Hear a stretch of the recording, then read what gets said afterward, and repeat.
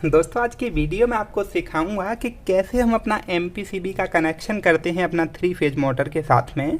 आप देखेंगे तो यहाँ मैंने एक 3 फेज का मोटर कनेक्ट करके रखा है इस MPCB से।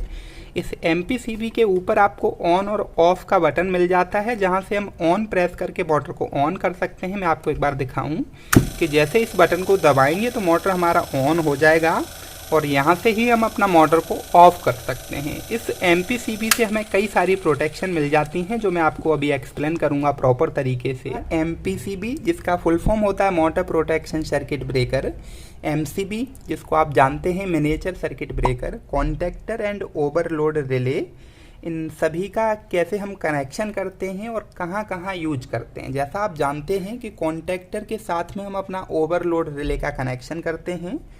जब किसी लोड को स्विच करना होता है तो कॉन्टैक्टर के यहाँ A1 और A2 टर्मिनल पर हम न्यूट्रल और फेस देते हैं किसी भी पॉइंट से, और इस कॉन्टैक्टर से अपने लोड को हम स्विच कराते हैं। ओवरलोड रिले का कनेक्शन भी हम अपना कॉन्टैक्टर के नीचे करते हैं कुछ इस तरीके से। जैसा कि आप जानते हैं कुछ इस तरीके से हम दोस्तों ओवरलोड रिले का कनेक्शन करते हैं अपने कॉन्टैक्टर में। इसको थोड़ा सा छोटा कर देता हूँ।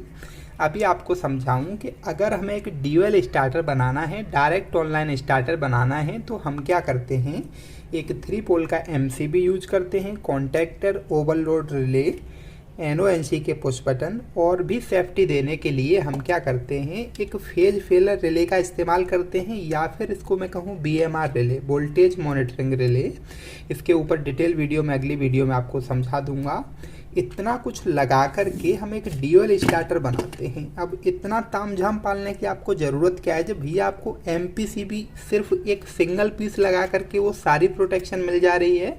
जो कुछ हम इस डिवाइस से कर रहे हैं, जितना कुछ हम इन सब को लगा करके करेंगे, वो सिंगल एक MPCB लगा करके हम कर सकते हैं।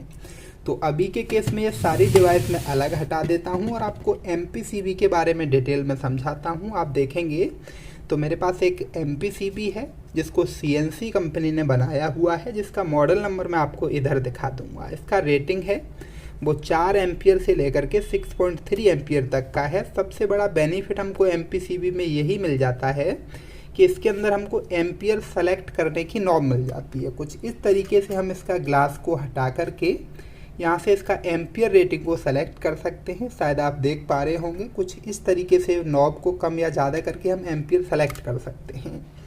इसी केस में अगर मैं MCB की बात करूँ तो MCB का हम एम्पियर रेटिंग सेट नहीं कर पाते हैं।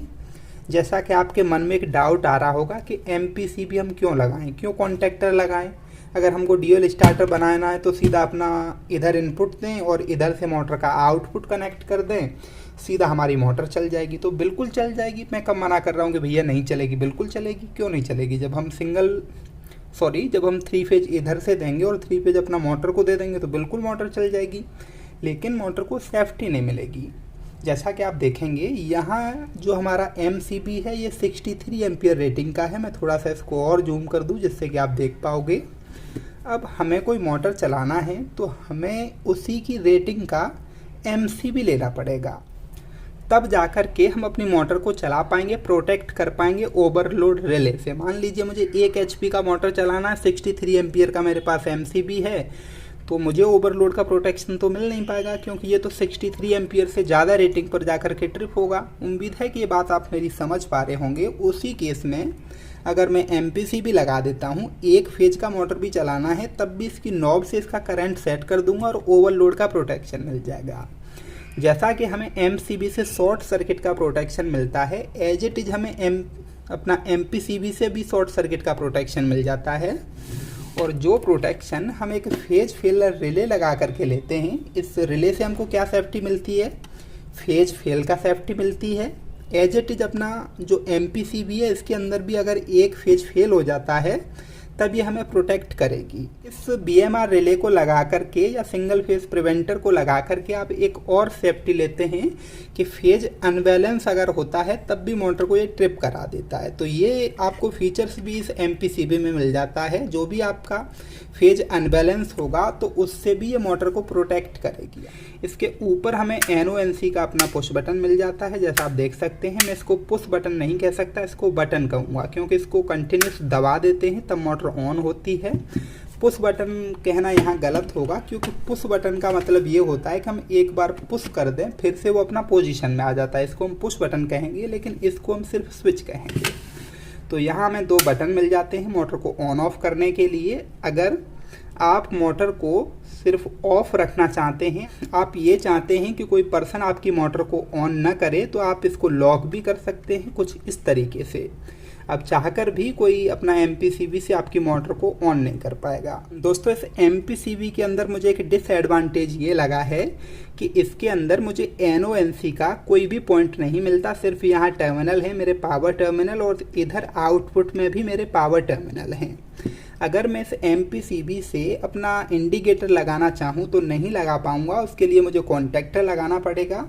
अगर आप CNC के अलावा किसी दूसरे ब्रांड की MCB लेते हैं, वहाँ आपको NONC के पॉइंट मिल जाते हैं। अगर आप NONC के पॉइंट वाला MPCB के ऊपर वीडियो देखना चाहते हैं तो इधर वाली वीडियो पर क्लिक करके देख सकते हैं। उम्मीद है ये वीडियो आपको बहुत अच्छे से समझ में आई होगी। अगर थोड़ा सा भी अच्छा लगा हो तो एक लाइक कर देना। चैनल को अभी तक सब्सक्राइब नहीं किया तो सब्सक्राइब कर लेना ऐसे यूजफुल वीडियो देखने के लिए। जल्दी ही मिलूंगा एक नई वीडियो में, तब तक आप अपना ख्याल रखिए। जय हिंद।